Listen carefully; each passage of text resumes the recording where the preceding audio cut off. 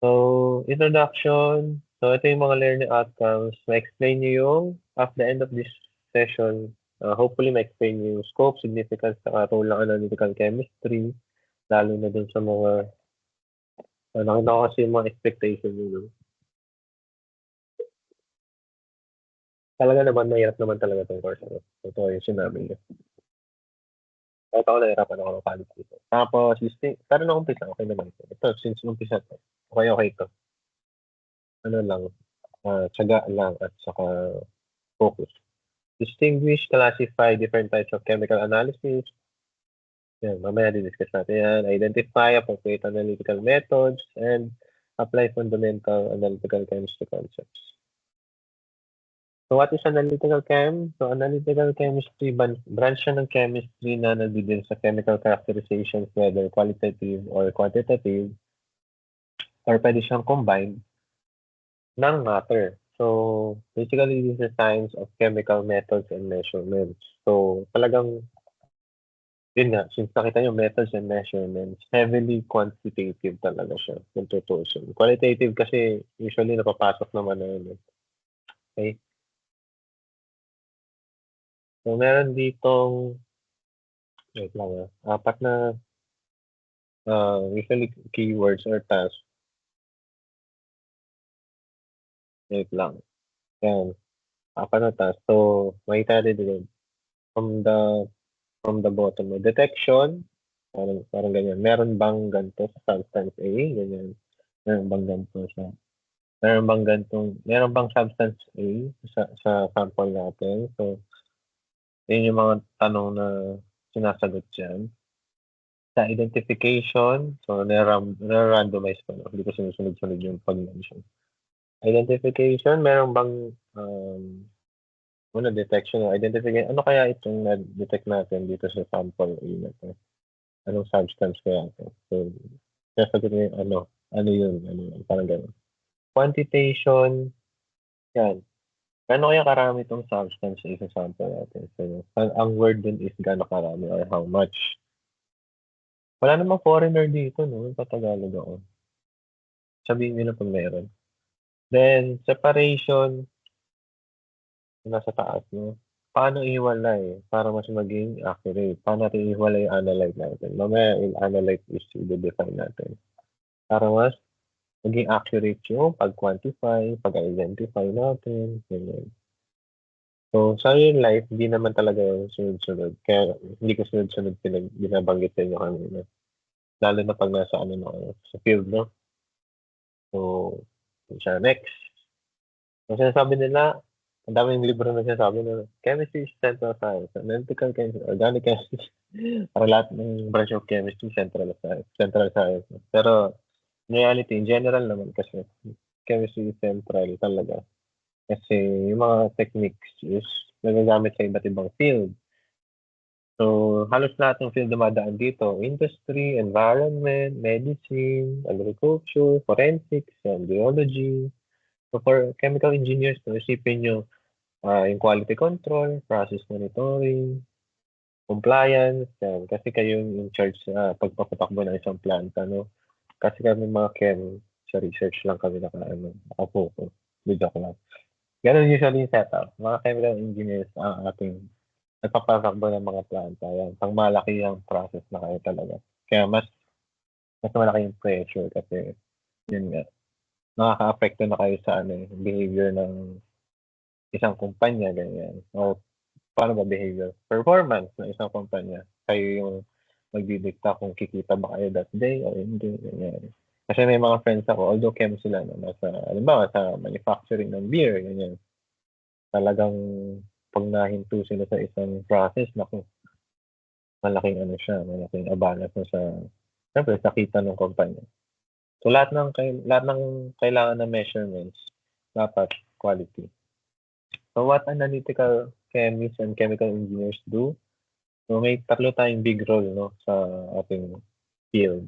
So una is to improve yung reliability ng mga techniques na ginagamit natin. So method development yan. Pangalawa, adapt methods for new materials or new questions. Pangatlo is develop new measurement principles. So in chemical engineering, marami dito ay about making measurement practical, mabilis, safe, cost-effective, and accurate. So yun yung goal or roles natin bilang nasa field ng chemistry, analytical chemistry in general. So ito yung mga binanggit ko kanina, no? Ito yung mga example ng application sa significance. So example is, pag sinabing quality control, isipin niyo yun sa production line, process control, yun yung kanilang in-example ko nun sa beer manufacturing, ganyan. Heavy metals analysis, usually sa environmental monitoring to.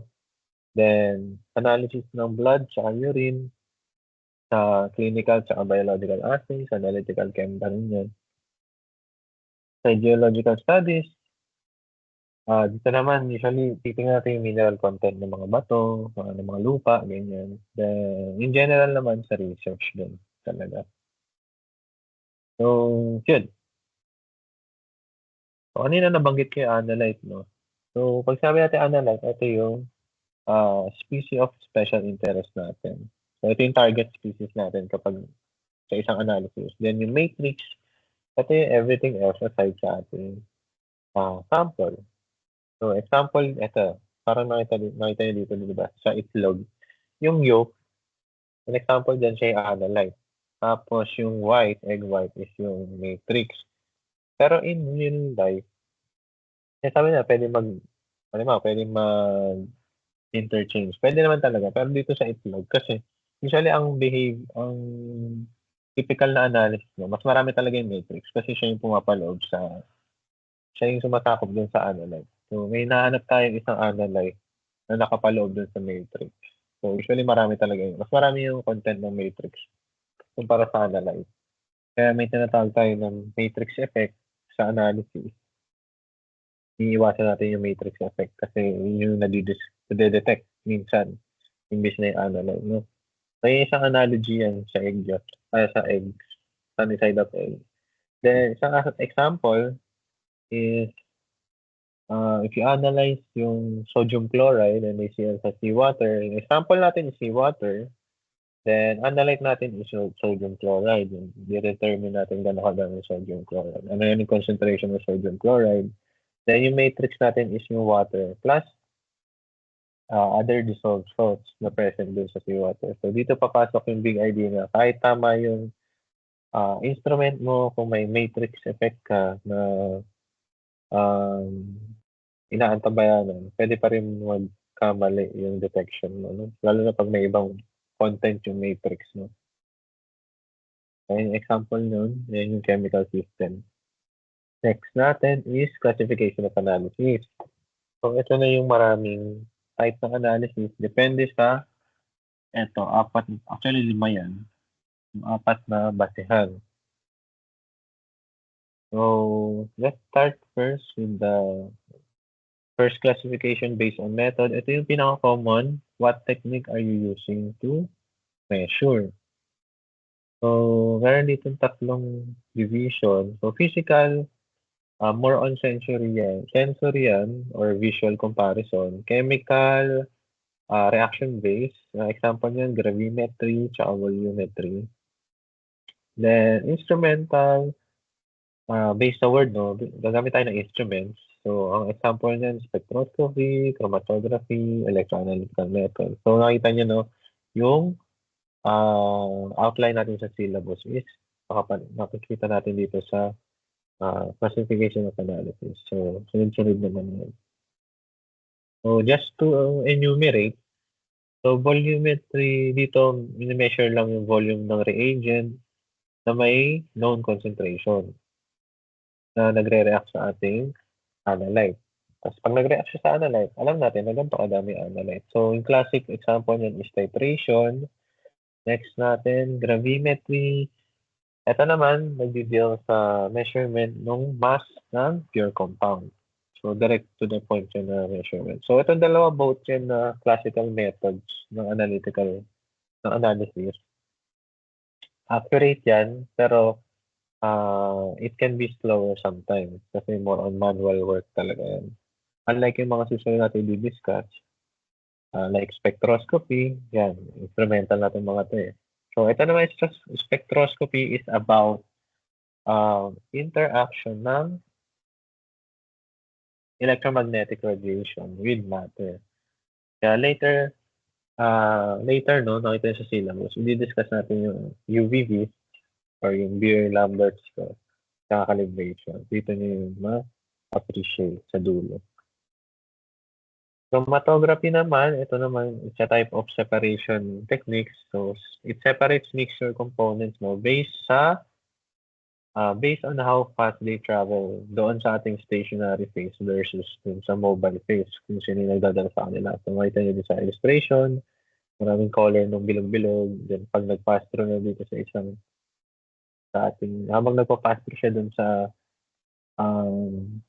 stationary phase natin, tsaka kinikerry yung mobile phase, iba-ibang weight ng components, natitira na lang yung usually natitira yung mahirap matanggal. So, dun nangyayari yung separation. Tapos, i-detect nyo ngayon yan, yung Q3. Tapos makikita nyo yung, chromatography peak niya. Ngayon yung example. So, malaman nyo, ito siya. Yun siya. Next natin is electroanalytical methods. Ito yung masakap. So, electroanalytical methods, no, i-measure niya electrical properties ng ating analyte. Like potential, current, or conductivity.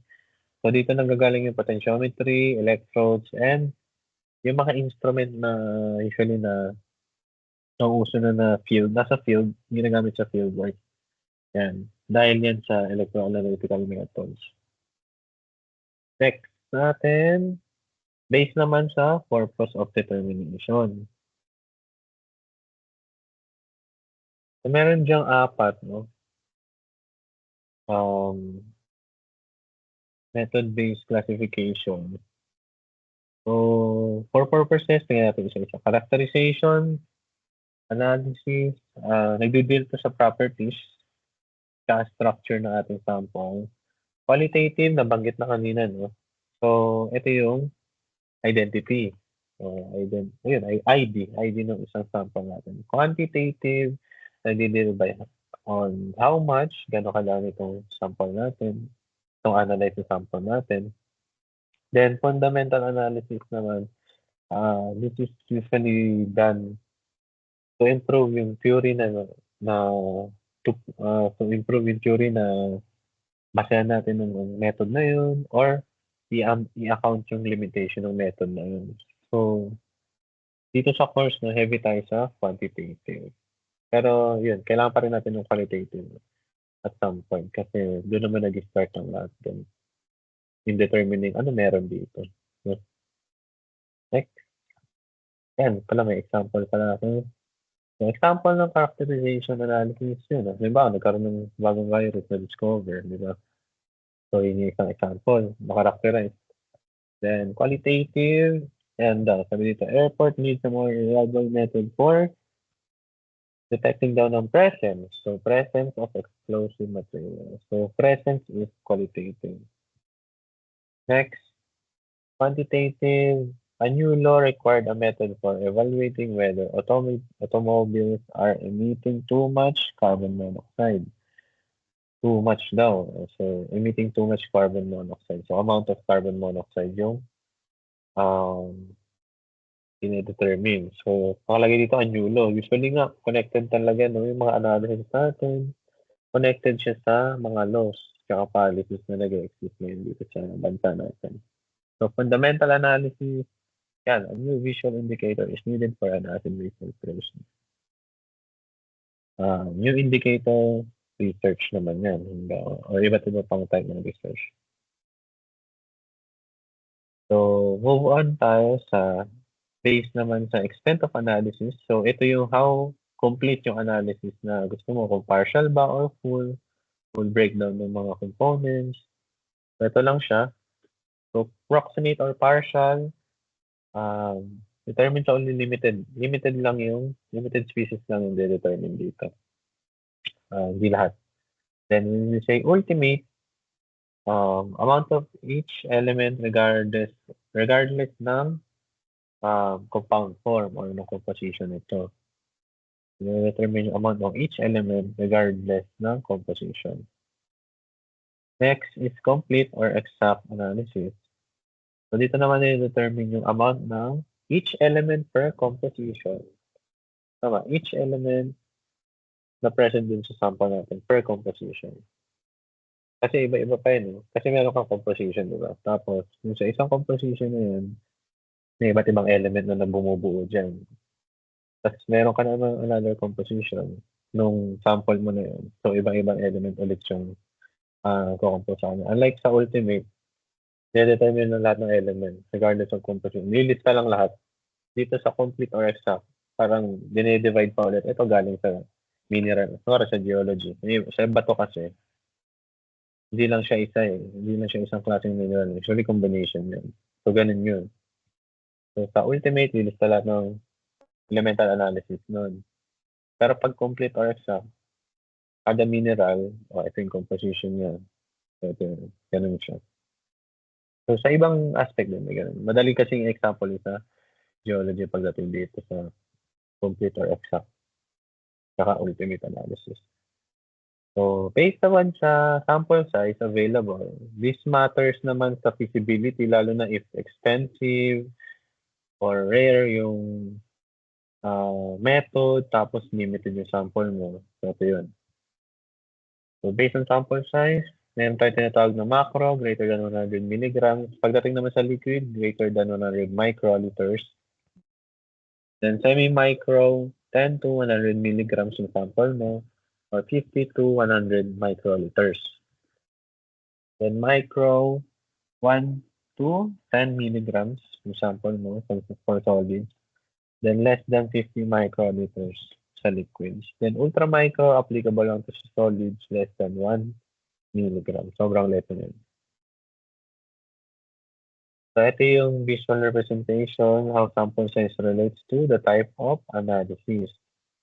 So, takeaway natin dito is, the smaller the sample, the higher the demand ng method tsaka technique. Sobrang konti kasi ng sample na kailangan mo. So, example niyan, blood samples, micro or ultra micro volumes yung kailangan sa ibang analysis ng blood samples. Kaya, usually, instrumentation yung ginagawa sa blood analysis mo. Though, di ba, pag kinukuha na tayong dumi madami. Pero yung mga analysis nun, sobrang konti lang yung kailangan.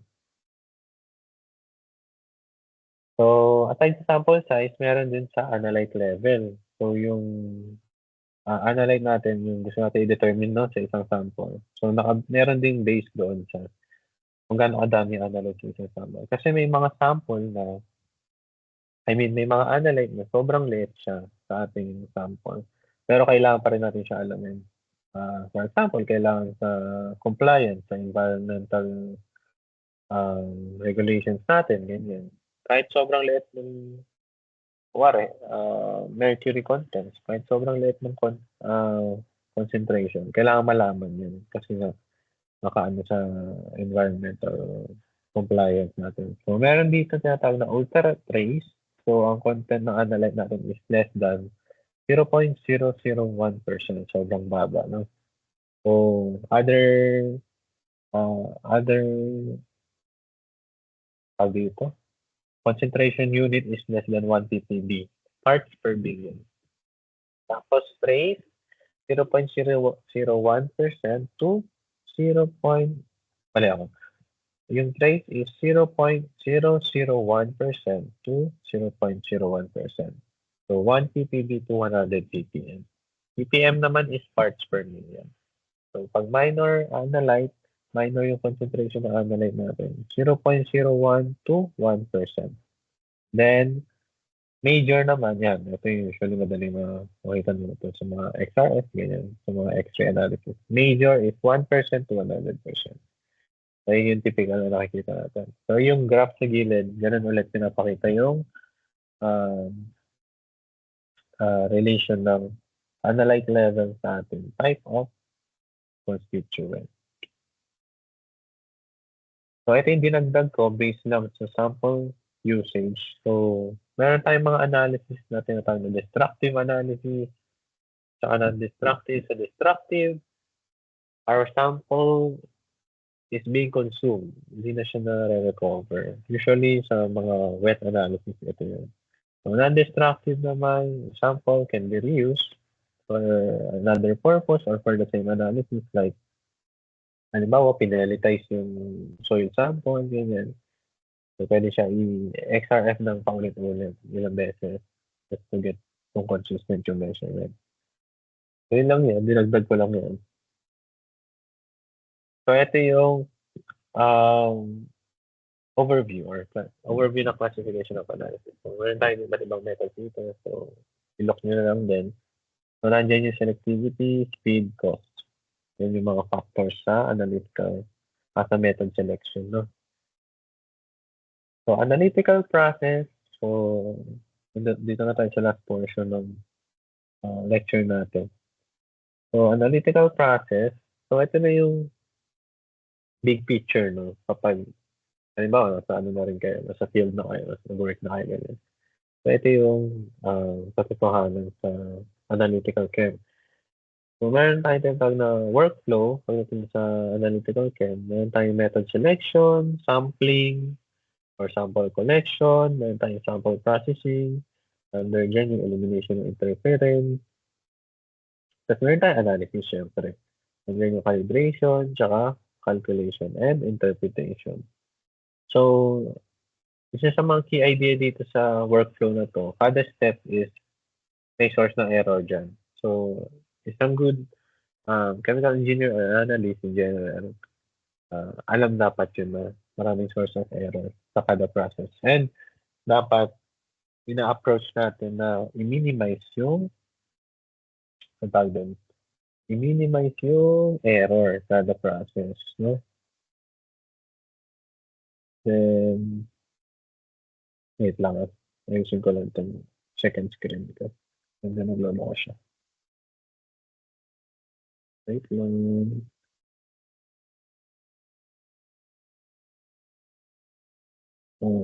Okay. Next. So, isa-isayin natin to. Then, pakitaan natin yung iba may mga example, yung iba generic lang din naman. So, bago tayo mag-proceed pala, meron tayong mga terminology sa workflow, no? Pag mag-start tayo ng analytical process. So, meron ditong graph. So, meron niya AAS, atomic absorption spectroscopy. Under niya, meron lead in soil, lead in water, lead in blood. Tapos under ng, itong pink tsaka gray. Yan.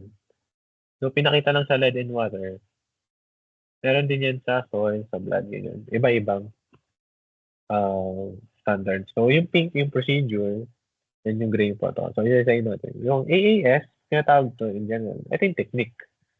So, ito yung chemical or physical principle na ginagamit para i-analyze yung sample natin. Then, yung blue, so ito yung iba't ibang methods. So, pwede tayo mag-AAS to determine lead sa soil. Yung PB is lead. Lead sa soil, lead sa water, lead in blood. So, yun yung mga method natin. So, ito yung means for analyzing the sample. Tapos, ano yung analyte dyan? Which is yung lead. Lead yung analyte natin dito. So, matrix natin dyan is soil, water, tsaka blood. Okay? Then yung pink, yan, USPNF, AOAC, Association of Analytical Chemists, ganyan. So, may mga ganyan. Ito naman yung procedure. So, dito naman nakalatag yung mga procedure mismo. Yung exactong gagawin nyo. Halimbawa, paano i-prepare yung samples for lead in water, ganyan. Ano yung mga kailangang i-add, anong concentration ng ganito, gano'ng kadaming sample, ganyan, anong instrument. So, maraming nakalatag na procedure dyan. Yan yung mga procedure. Usually, standards nila sabi dyan. Tapos, yung sa pinakamaba, yan, halimbawa, nakalagay FDA. So, sa atin, pwedeng DNR, EMB, or Environmental Management Bureau. Usually, ganyan. May mga protocol. So, itong protocol, written guidelines yan para i-analyze naman yung sample natin na naka-specify sa agency, government agency usually. So, ito usually to sa compliance, no? Sa mga rules, regulations. Content ng lead in water. Hindi naman maiwasan na may length talaga. Pero gaano kadami ba yung kailangan? Gaano kadami ba yung limit na pwede lang na safe sa tao? So, doon papasok yung protocol. So, technique, method, procedure, and protocol. Then, yan, start tayo dun sa method selection. So, sa method selection, ito yung mga parameters na kailangan i-consider, no?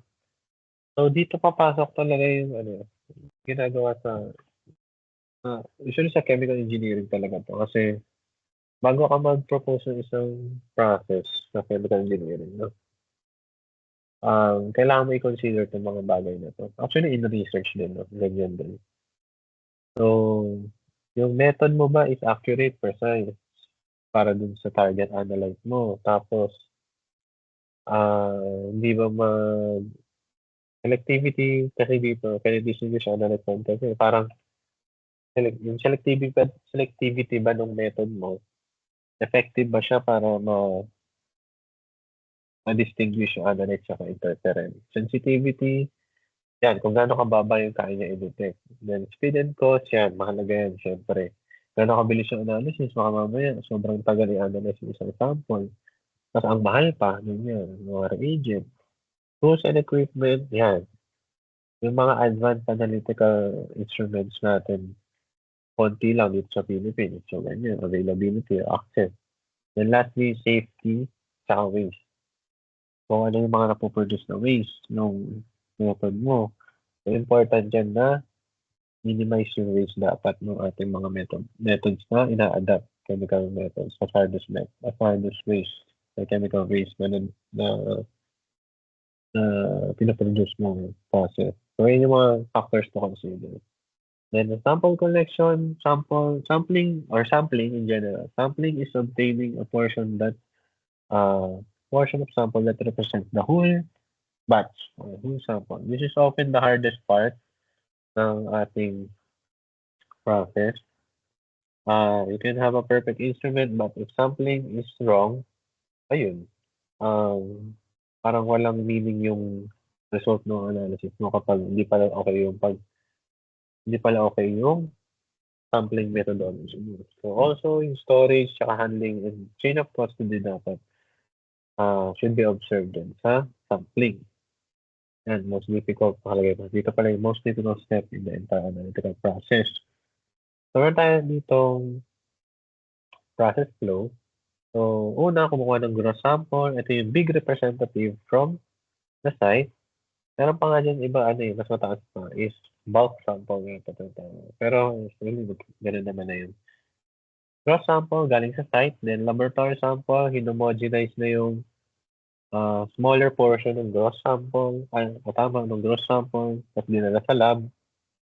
Usually, less than 1 gram na yan. Then, analysis sample, ito yung portion lang ng laboratory sample. Usually maliit lang talaga yun. Para gamitin sa actual test. Yun lang, usually naka-specify sa instrument na gamit mo kung gaano kadaming sample. Naka-specify sa procedure kung gaano kadaming sample na kailangan mo. Then, binagdag lang dito is yung alikot, usually alikot tawag na, or aliko. Ito yung measured volume portion of liquid samples. Sa liquid samples naman kasi ito. Then, key message dito is yung sampling limit accuracy, na sinabi ko sa inyo. Kapag hindi okay yung sampling plan, hindi niya mare-represent yung buong pangyayari dun sa sample mo. So, meron tayong types of sample. Hindi ko na isa-isa yung tedious. So, meron tayong representative sample. Representative sample means typical ng parent material. Typical of parent material siya. Samples can be homogeneous, one phase, heterogeneous, more than one phase. Ito na-encounter nyo na yan. Pwede ko sabihin, uniform, heterogeneous, uniform. Then, pwede rin siyang static, tsaka dynamic. Static is stable doon sa buong time niya. Stable siya all throughout. Then, dynamic, nagbabago-bago siya depende sa location, depende sa season ng time, ganyan. So, yan. Yun yung mga representative sample. Meron pang isa dito, grab sample, portion of target population is collected, specific time and location. So, yung example dito sa gilid. So, yan yung grab sampler. Usually, kapag kumukuha ng sediment sa dagat or sa river, meron kang grab sampler. So, nilalaglag yan sa ilalim, then bubuka yan. Nakita niyo yung pangalawang picture. Bubuka siya, tapos kukuha lang siya. Dadakot lang siya ng sediment dun sa portion na yun. So, yun yung grab, as in kinuha lang, grab lang. So, ginagawa yan sa mga sediments, marine sediments, yan. So, gini-GPS nila yan. Pag nandiyan sila sa field, nag-GPS sila kada every gantong kilometer, kukuha ng ground sample, ng sediments, yan, kasi i-analyze. Meron tayong tinatawag na composite, samples consists of 2 or more portions of material, na kinolect at the same time. Usually, may mga halo na yan, hindi lang. Sa grad sample, sediments lang. Dito sa composite, sometimes 2 or more portions yung kinukuha sa material. Siguro, para sa iba't ibang analysis din. Then, meron in situ sample. So, ito naman, direct dun sa ating, direct dun sa ating sample yung analysis. Makikita agad yung results. Usually, sa monitoring environment, ano pa? Usually sa ganun siya, monitoring na environment. Mga in situ sample. In situ mean inside, sa site. Yan. So, yun yung type of sample. Tapos meron naman tayong type of sampling plan. So, meron tayong random sampling, gives equal chance to all portion ng ating sample. So, random kasi siya, at least yan, hindi mo bibigyan ng judgment. Unlike dito sa pangalawa, which is yung selective or judgmental sampling. Yung random sampling, good siya kasi unbiased yung estimates mo. Parang kinukuha mo lang talaga sa bawat portion ng iyong sample. Dito sa pangalawa, targeted na yung sample mo. Kumbaga, deliberate na yung pagpili mo. So, may risk dito ng bias dun sa sampling mo. Useful to kapag alam mo na, halimbawa sa isang portion ng sinamplingan mo, mataas talaga yung concentration dito ng lead, kunwari dito sa lupa na to. So, kahit mag-selective sampling ka doon, alam mo matataas yung makukuha mo doon. So, okay yung ganong method. Then, meron tayong convenient sampling. Actually, ngayon ko lang na ano to, no?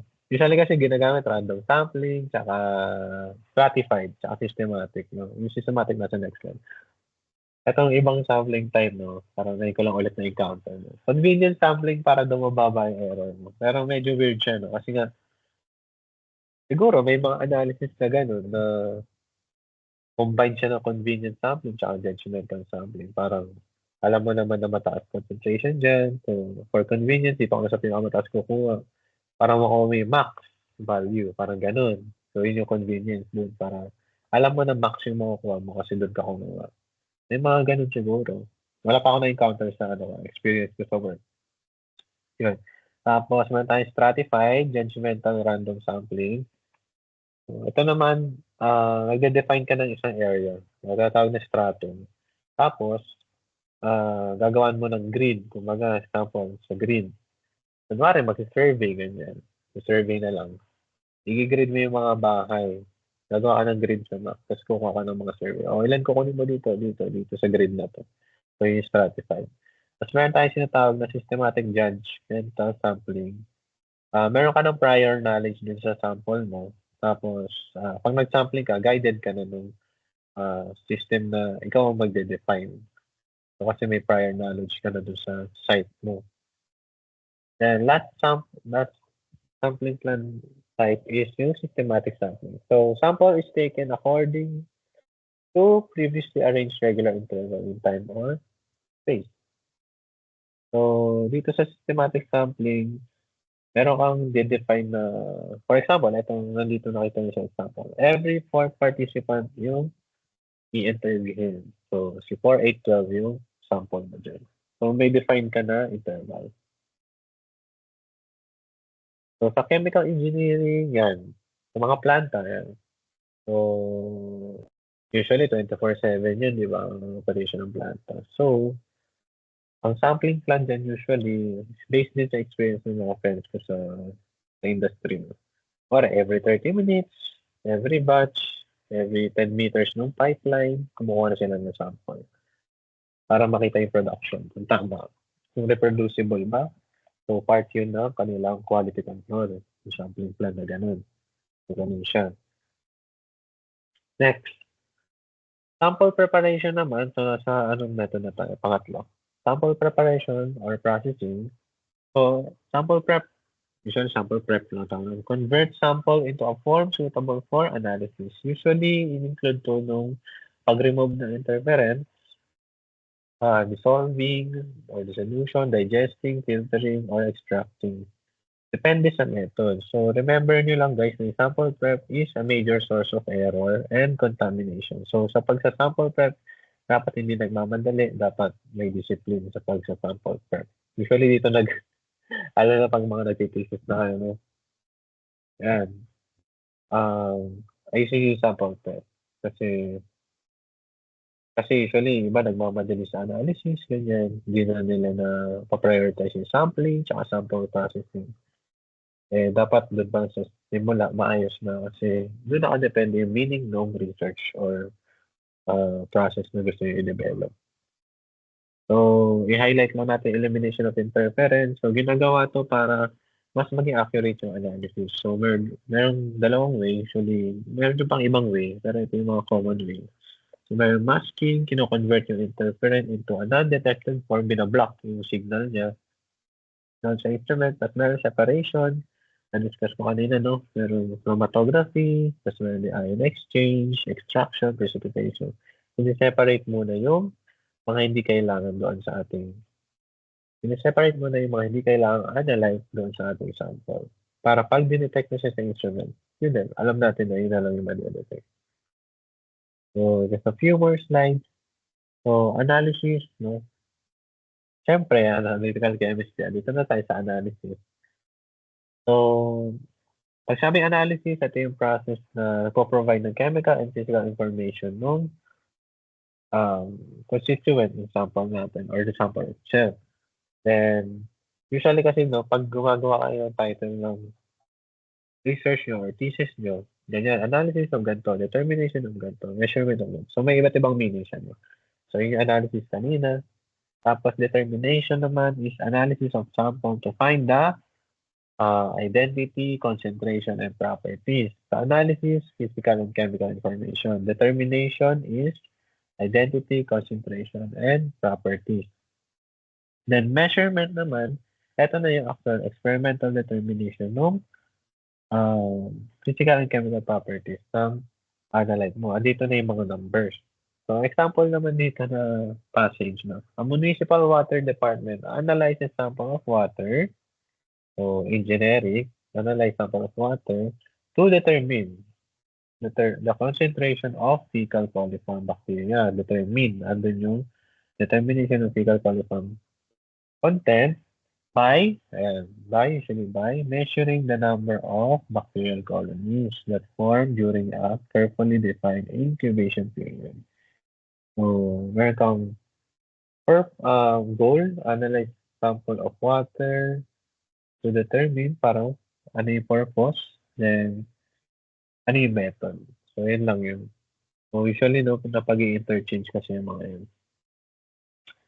Tapos, calibration naman, usually calibration links a signal to the concentration. Ganun lang yung signal. Pag may signal, gano'ng kataas yung signal, i-relate mo sa concentration na yun ng iyong analyte. Ganun lang siya, usually in general sa analytical chem, no? Pag may signal ka, hindi lang siya instruments to. Halimbawa, titration. Pag nakuha mo na yung kulay na gusto mo sa titration, stop na. Gano'ng kadami na consume. Yun yung signal mo, gano'ng kadami na consume. Yung signal mo, yung color change, tapos yung concentration doon is yung gano'ng kadami yung volume na na-consume during the titration. So yun, doon mo siya i-relate ngayon. So ganun siya in general. So one approach nun is yung standard addition. Usually sa standard addition, nag-i-spike tayo ng sample. Pag sinabing spike, nag-add ka ng known concentration. Alam mo na yung lead dito sa water ay mababa. So gagawa ka ng lead standard. Alam mo kung gaano kadami. Alam mo, 1 molar. 1 molar ng lead. I-add mo ngayon siya doon sa iyong sample naman yung mababa. Hindi ma-detect kasi pag yung water lang. Kunwari, sa water lang, hindi mo siya ma-detect agad. So, mag-a-add ka ngayon ng known concentration. Now, kapag after mo mag-add, so i-measure mo ngayon yung 1 molar mo ng lead sa water, yung standard. So, may signal ka nun. Halimbawa, meron kang peak na, kunwari, ang signal niya, 1, ganyan. Tapos, yung spike sample mo, ipapasok mo sa instrument. Nagkaroon ng signal na 2. So, alam mo na twice pala yung or 1 point something kasi para mas makatotohanan. 1 point something yung signal, ganyan. So, may point something. Yung point something is yung signal nung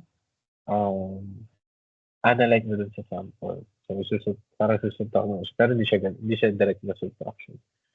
So, ganun yung standard addition. So, meron pang ibang type ng standardization. Tinatawag yung standardization methods. May external calibration, may internal calibration, internal standard calibration. Hopefully, ma-discuss natin siya. Pero, alam ko ito para standard addition lang. Check na lang natin. Okay? Last, to the last no. Calculation naman, syempre, kailangan nyo mag-compute, no? Calculation naman, nakarely yan sa stoichiometry or yung relation ng analyte mo dun sa matrix mo usually ganun yun. Or calibration curves. Calibration curves naman, kinoconstruct yan ng isang analyst para makatulong sa interpretation ng kanyang data. So, results should be reported as absolute or relative amount with standard deviation. I think na-encounter naman niya yung mean tsaka standard deviation. No? Method use, tingnan natin kung mag-discuss natin siya sa week 2 para ma-refresh ka. Method use, tapos limitations nung procedures mo. So, yung resulta, yun nga, sabi ko sa inyo kanina, di ba? As chemical engineers, yung result ng analysis mo, hindi lang siya number. Nakaka-affect siya sa decision, saka performance ng isang company, ng isang planta, yun. So, yung napaka-important ng analytical chem lalo na sa field. So, kapag sa problem solving, ganito yung typical analytical approach, no? Measure, analyst, pag gusto niyo ilagay yung sarili niyo sa mindset ng isang analyst. So, number 1, identify yung problem, ano yung kailangan. Then number 2, you have to design yung procedure talaga. So, ano yung criteria? Ano yung mga possible na interference? Interference, pag sabi interference, yung mga contamination. Pag sabi ko contamination, baka mas laro ko lang na nalito. Interference, paano ko sabihin? Yun nga, yung kanina, na hindi siya kailangan sa analyte, other than your analyte. Yes, ano yung mga method na kailangan nyo, ano yung sampling plan na kailangan nyo. So, dyan sa step 2, medyo heavy yung step 2.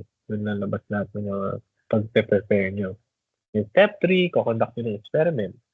Yung calibrate yung instrument nyo, equipment nyo, standardize yung reagent nyo, tapos gather data. So, step 4, analyze nyo na yung data. So, check nyo yung statistics, verify nyo, validate nyo, kung kailangan nyo mag-transform ng data, dyan siya mangyari. Tapos, interpret nyo yung results nyo. Kapag hindi okay yung results nyo, you have to look into, maybe may mali sa sampling plan nyo. So, pwede kayong bumalik sa step 2. Yan. So, pwede siyang, feedback loop tong part na to. Step 2, 3, tsaka 4. Hanggang hindi nyo nakukuha yung result na nag-a-agree siya nangyayari sa environment, sa environment, or sa planta. Kapag hindi siya nag-a-agree, ba't ganito, ba't ganyan?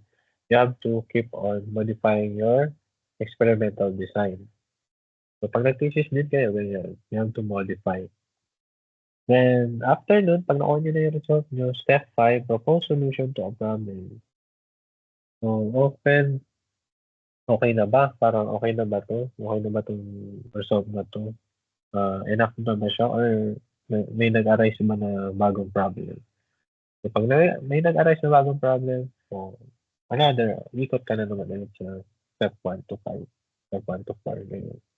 Kapag okay na siya, yun, complete na yung ano mo, yung analysis mo. Then you can relate na, you can decide on the things na related dun sa iyong analysis. Okay, I think eto na yung last slide. So I have to acknowledge si Ma'am Annalyn, si Ma'am Annie, prof ko siya dati 'no. So majority si Ma'am Annie nagtuturo ng analytical chem dati nung time namin 'no. Hindi ko lang sure kung may iba or siya yung pinaka-ano sa analytical chemistry. So majority ng slide galing sa kanya, minodify ko lang yung iba. Tapos yung iba, so ito yung references niya. References niya 'to, RB 2016, 2016 pa. Tapos Harris, Cisco yan. So ayun, gusto natin siya. So, yay. So stop sharing ko muna. Then I hope may nag-grasp kayo dun, no? Although medyo mahaba siya, no? Puro concepts. You can review naman if ever. So, may questions ba kayo?